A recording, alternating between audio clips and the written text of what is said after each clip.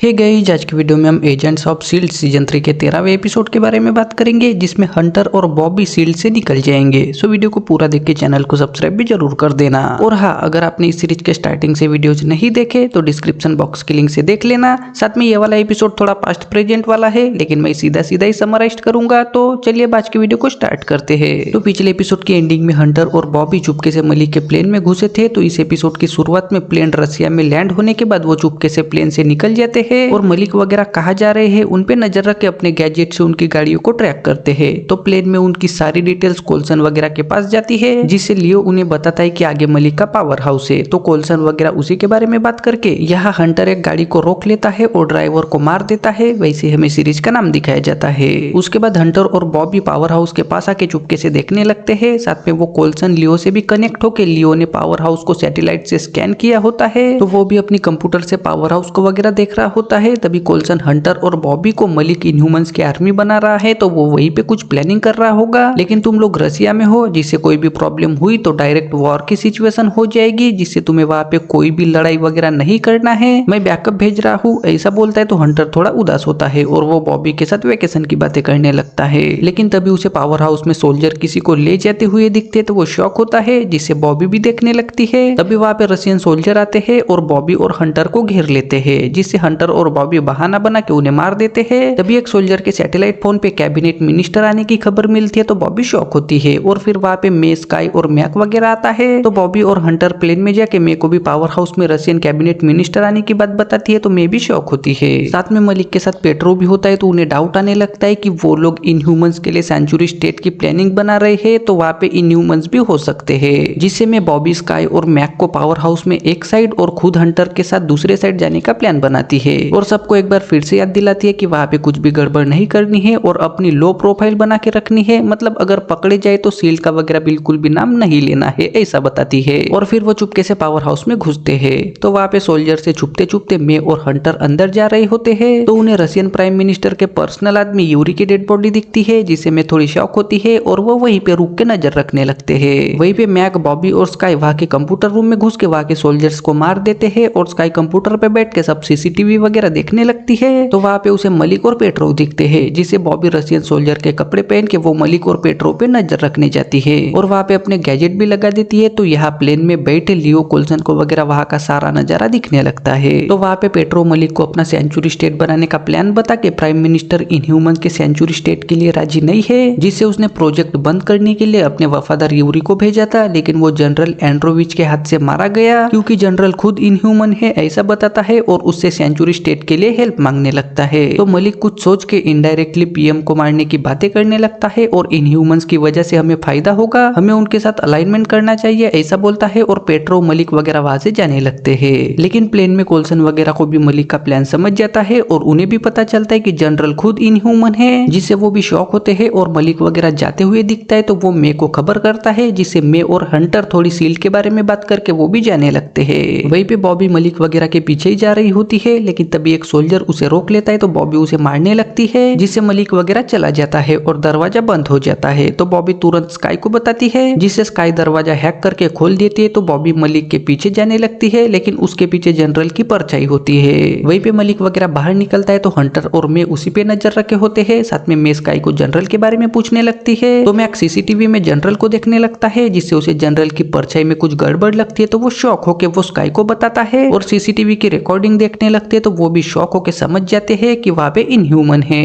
यहाँ प्लेन में लियो को अचानक पावर हाउस में कुछ हेलीकॉप्टर आने के सिग्नल दिखते हैं और वो अच्छे से चेक करता है। तो वो प्राइम मिनिस्टर के हेलीकॉप्टर होते हैं, जिससे कोल्सन शॉक होता है और मलिक पावर हाउस से जा रहा होता है। तो मे उसके पीछे जाना चाहती है, लेकिन तभी कोल्सन सबको मलिक को छोड़ो, वहां पे रशियन प्राइम मिनिस्टर आ रहा है और उसकी जान को खतरा है, वहां का जनरल इनह्यूमन है, तुम्हें किसी भी तरह पीएम को बचाना है, ऐसा बोलता है। तो मे हंटर के साथ तुरंत पीएम के पास जाके उन्हें चुपके से देखने लगती है। साथ में वहीं पे मैक्स, स्काई और बॉबी आके वो भी पीएम को देखने लगते हैं। तो वहां पे पेट्रो पीएम से बात करके अपने सेंचुरी स्टेट के प्लान के बारे में बताने लगता है, लेकिन पीएम यूरी के बारे में पूछने लगता है और पेट्रो उसे यूरी की मौत के बारे में बताता है। तो पीएम समझ जाता है कि वो सब गद्दार है। तभी वहां पे मैक वगैरह धुआं वाले बम फेंक के मे वगैरह सोल्जर को मारने लगते हैं। साथ में हंटर पीएम को सेफली वहां से ले जाने लगता है। तो बॉबी, स्काई और मैक रशियन बन के जनरल को ले जाने लगती है और थोड़ी दूर आके वो जनरल से बात करना चाहती है, लेकिन जनरल हवस वाली स्माइल देके लेके अपनी परछाई निकालता है और परछाई मैक को दणके देने लगती है। तो बॉबी और स्काई उसे रोकना चाहते हैं, लेकिन परछाई को कुछ भी नहीं होता और वो मैक को घायल करके चली जाती है। साथ में जनरल भी वहां से जा चुका होता है, तो वो शॉक होते हैं और उसके बारे में कोल्सन को बताते हैं। तो सीमन सुने तुम परछाई के साथ लड़ नहीं सकते, मैंने और लियो ने स्कैन किया है, तो जब वो सॉलिड होती है तभी तुम फाइट कर सकते हो, लेकिन उसे मिटा नहीं सकते। जनरल है तो परछाई है, ऐसा बताती है। तभी वहां पे फिर से परछाई आती है, तो स्काई और बॉबी उससे लड़ने की कोशिश करते हैं, लेकिन परछाई गायब हो के दोनों को दणके देने लगती है। लेकिन एक फाइट में बॉबी परछाई को उठा के पटकती है, तो परछाई गायब हो जाती है, जिसे मैक वगैरह शॉक होके उसे ये सब एंड करो ऐसा बोलता है। तो बॉबी जनरल के पास जाने लगती है। वहीं पे हंटर पीएम को ले जा रहा होता है, तो वहां पे पेट्रो आके पीएम को मारना चाहता है, लेकिन हंटर पेट्रो को मार के पीएम को सेफली वहां से ले जाने लगता है। तभी उसके सामने परछाई आती है, तो हंटर उसके साथ फाइट करने की कोशिश करने लगता है, लेकिन परछाई उसे ही मारने लगती है। तभी जनरल के पास बॉबी आती है और वो जनरल को मार के सरेंडर करती है। तो रशियन सोल्जर उसे पकड़ लेते हैं। साथ में यहाँ हंटर के पास पीएम होता है, तो सोल्जर उसे भी पकड़ के दोनों को मॉस्को के इंटरपोल साइट में ले जाते हैं। तो वहाँ पे उन दोनों को अलग अलग कमरे में रखा जाता है और इंटरपोल का ऑफिसर एक एक करके उनके साथ बात करके, अगर यहाँ गवर्नमेंट इन्वॉल्व नहीं होती तो अब तक तुम मारे जाते। तुम लोगों ने रशिया में घुस के 3 बड़े लोगों को मार दिया है, तुम लोग कौन सी एजेंसी से हो और रशिया के साइबेरिया में क्या कर रहे थे, ऐसा वैसा पूछने लगता है। तो वो दोनों ही हम हॉलीडे पे आए थे ऐसा बता के हंटर उन्हें मैं मशरूम ढूंढ रहा था ऐसा बताता है, जिसे इंटरपोल ऑफिसर उन्हें मशीन लगाता है और वो सच बोल रहे हैं या नहीं उसके बारे में जानने के लिए दोनों को थोड़े पर्सनल सवाल पूछ के वो शील्ड के लिए काम कर रहे हैं या नहीं,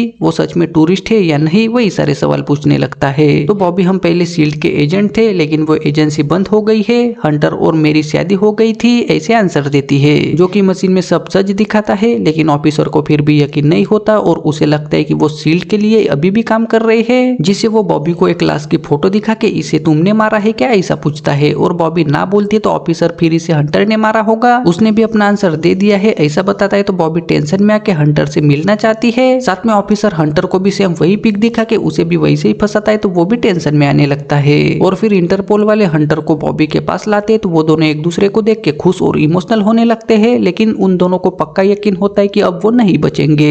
वहीं पे बाहर से रशियन प्राइम मिनिस्टर उन्हें देख रहा होता है और वहाँ पे मिस्टर प्रेसिडेंट भी आया होता है। तो पीएम उसे ये दोनों डायरेक्टली या फिर इनडायरेक्टली तुम्हारी गवर्नमेंट के लिए काम कर रहे हैं और ये लोग शील्ड के एजेंट से ऐसा बोलता है। तो मिस्टर प्रेसिडेंट उसे शील्ड बहुत पहले ही बंद हो गई है और तुम्हें वहाँ पे मारने की कोशिश हुई है, अगर इन दोनों ने इंटरफेयर नहीं किया होता है तो आज तुम मर जाते, ऐसा वैसा बोलने लगता है। लेकिन रशियन पीएम वहाँ पे हमारे 3 बड़े लोग मारे गए हैं, जिसका जवाब मुझे देना पड़ेगा, ऐसा वैसा बोलने लगता है। तभी वहाँ पे कोल्सन ATCU का एडवाइजर बन के आता है, तो प्रेसिडेंट पीएम को उससे मिलवा के इन्होंने ही सब पता लगाया है ऐसा बोलता है। तो पीएम यहाँ जो भी हुआ वो बिल्कुल भी अच्छा नहीं हुआ है और इसके लिए किसी को तो भरपाई करनी होगी ऐसा बोलता है, जिससे कोल्सन कुछ सोच के परमिशन लेकर हंटर और बॉबी से बात करने जाता है और वहाँ पे अपने गैजेट से इंटरपोल के कैमरा और माइक बंद करके उनसे बात करने लगता है। तो हंटर और बॉबी उसे हमने डिस्कस कर लिया है, अगर शील्ड का नाम लिया तो सब लोग एक्सपोज हो जाएंगे, जिससे अब हम यहाँ कैदी बन के रहे या फिर रशियन गवर्नमेंट हमें मार दे, हम शील्ड का नाम बिल्कुल भी नहीं आने देंगे ऐसा बोलते हैं। तो कोल्सन भी इमोशनल होता है और फिर कोल्सन गैजेट बंद करके पीएम को वगैरह वो अननोन की तरह बात करते हुए दिखते हैं। साथ में कोल्सन इंटरपोल ऑफिसर को ये अब आपके हवाले है ऐसा बोलता है, तो पीएम और ऑफिसर्स वगैरह ये शील्ड के एजेंट्स नहीं है ऐसा समझ जाते हैं। तभी जाने से पहले कोल्सन पीएम के सामने हंटर और बॉबी की तारीफ करके तुम्हारी वजह से पीएम बच गए ऐसा बोल के पीएम को क्या आपको नहीं लगता कि इन्हें छोड़ देना चाहिए ऐसा बोलता है।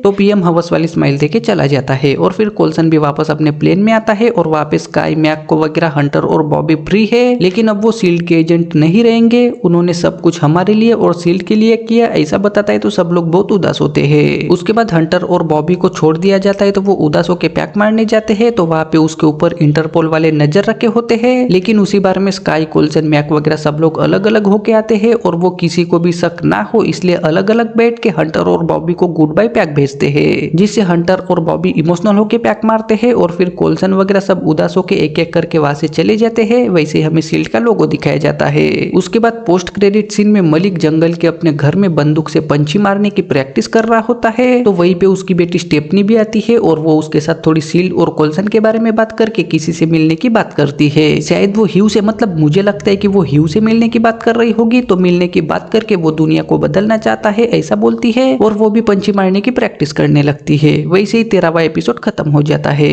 सो गाइस, आई होप आपको आज की वीडियो पसंद आई होगी। अब वीडियो को लाइक करके चैनल को सब्सक्राइब भी जरूर कर देना।